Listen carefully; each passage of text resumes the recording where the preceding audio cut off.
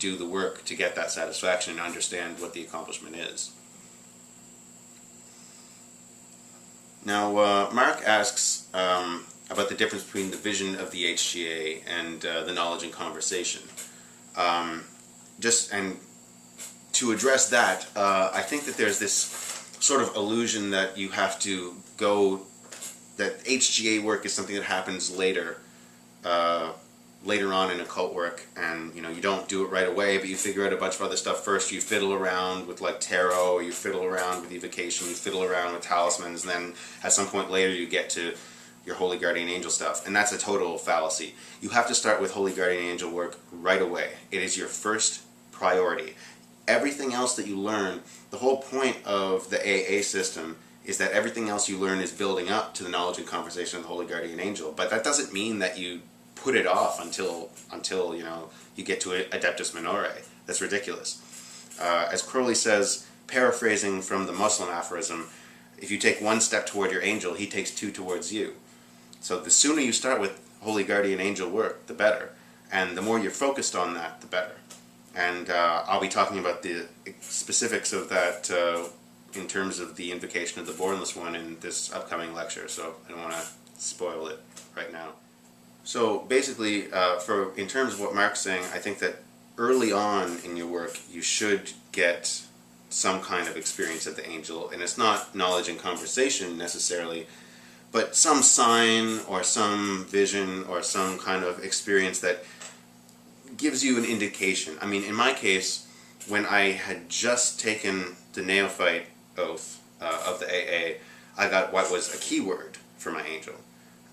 Not the name of my angel per se, but an experience where we had brief contact, and it gave me a word to use to get to him later. And that was tremendously significant. And I would get little bits and pieces as I was going up the chain of the outer college, so to speak.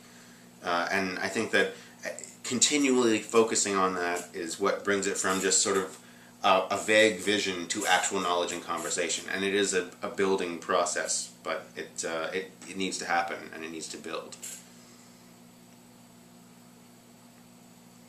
So what Darren asked was, how do we know when we have a real HGA experience? Because there are a lot of people who seem to be making mountains out of molehills.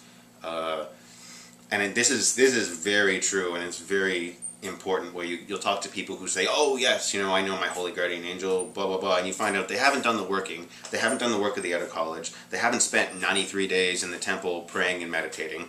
What they actually had was one spiritual experience where they had brief contact, like the sort of vision of the angel type thing that Mark's talking about, and they stopped there because they felt like that was enough. And it's not. It's not a substitute, and you do have to do all the work to really get there. This is a problem with pretty much every form of magic, where people get like a very small result, and then they kind of stop because they feel that they've proved to themselves that there's something supernatural out there, or something that exists beyond them, or whatever, and then they just sort of leave it at that. Or when you talk to them, they'll have like one experience, this one time that they did a ritual and something really crazy happened, and then they just never kept up with it because they weren't really interested in the attainment. They were just interested in proving to themselves that they could do something wacky, or that there was some kind of supernatural force out there, or blah blah blah blah blah. It's weak bullshit, and no one should settle at that.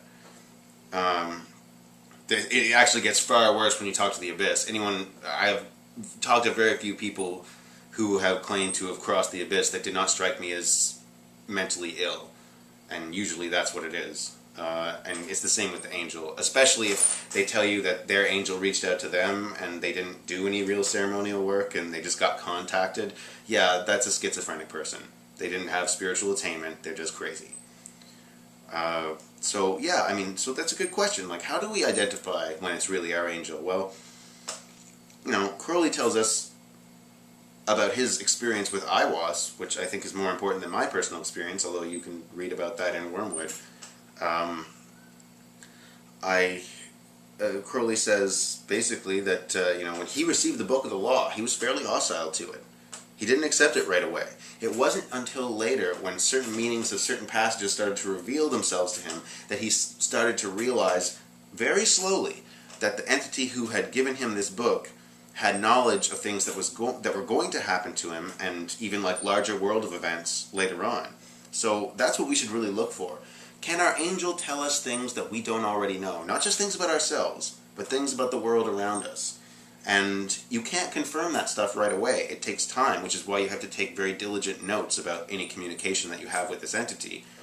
But we should also be trying to test these entities. Can they do what they say they're going to do? Well, I love to ask, spirits the result of, my most recent one was just like the result of a football game that was coming up. Like, what's the score going to be? If you can tell the future and you know all these things that I don't know, then you should be able to tell me the score of the game, because you exist outside of time, so it's all eternal for you. And if an entity is not capable of doing that, then it doesn't really have the knowledge that it claims to have, and it's probably just sort of an ambient cacodemon and not actually your angel or the spirit that you're trying to speak with. So I hope, without going too far, that this addresses the questions that I've been asked. And as I said, that there is an upcoming lecture, so that will be hopefully interesting to people and good for people. Other than that, I have nothing really more to add, except that the only thing I'd really like to emphasize and re-emphasize and re-emphasize and re-emphasize is that HGA work is something that you start on right away. It's not something you put off. You don't mess around with other crap first. It's your primary objective, and to successfully achieve this does take years of work, and it does take the full experience, as Crowley described, 93 days. For me, it was 4 to 6 hours a day of prayer and meditation in a temple space that I had constructed specifically for that purpose. And that was after 7 years of working the AA system. So it doesn't happen overnight, but it's well worth the effort. And no, I can't tell you why it's well worth the effort until you actually go through it and experience it yourself. 93, everybody, and have a wonderful evening, morning, afternoon, whatever time you watch the video. Just make it wonderful.